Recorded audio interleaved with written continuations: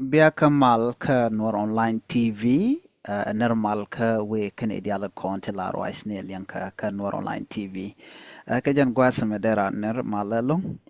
te ka tungwan ti si kon kan nen rewe dan kon ire kon shal ke Nuere ala beauty of our land going ka doran ti kon anen ko tele turu ni tela kon ka jek te bana kule gwech gwas me gore jano be nyot turnin konen cha tur damandan damandan en lenishang ka kwiko be konong turni ka kwi green town akobo ngai kona dioja akobo green town gwada me gore jano be nyot turnin kontin chanong kon ke turun to goten kontin de kon ke gwich kan turun to ke turun to golong kon to kon komun mudungwa damandan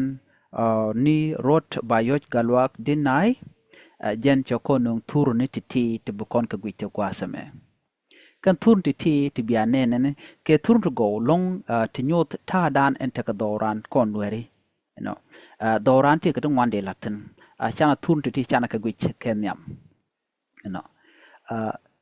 migwi kon na me tur na me migwi na me gwada me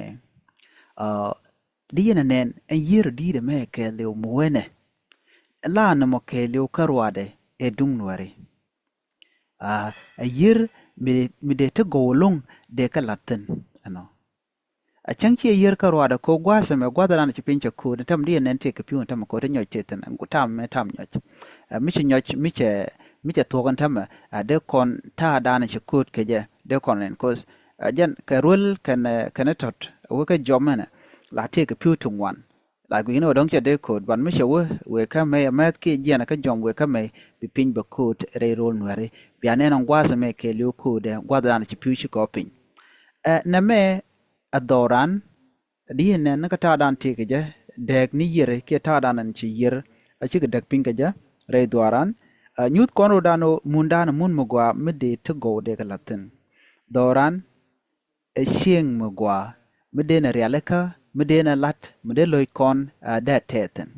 de kono diala kon tinde wedan jaga jagwa de kon ken chenamenta torka ga drone mi jini guje ka torka drone de yen beauty enteke je goy dana goy keje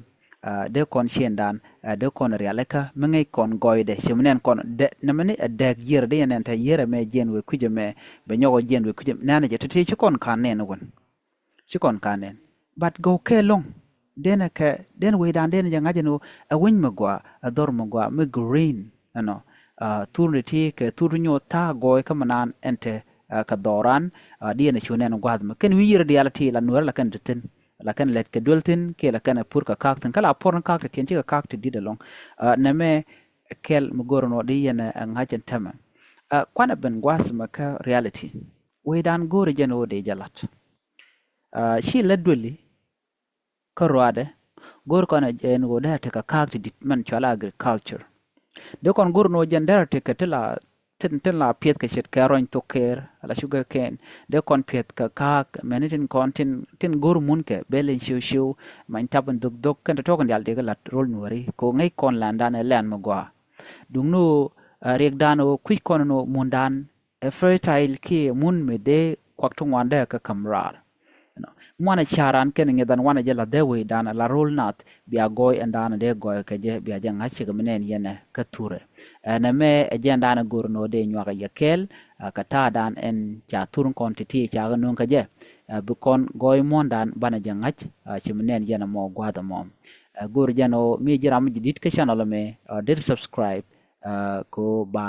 titene ba ko ne kon ko ken gorno jin bishonkel boken Nuer online TV kabia damandan anon kon turnti road ba yoj galwak dinay biaje support ba ka Facebook de biaje jek na me jena na gorno de nyoga yekel ka tawe dan ta goy ka goy ta dana goy ka doran chimnen yen mo doran goy yelong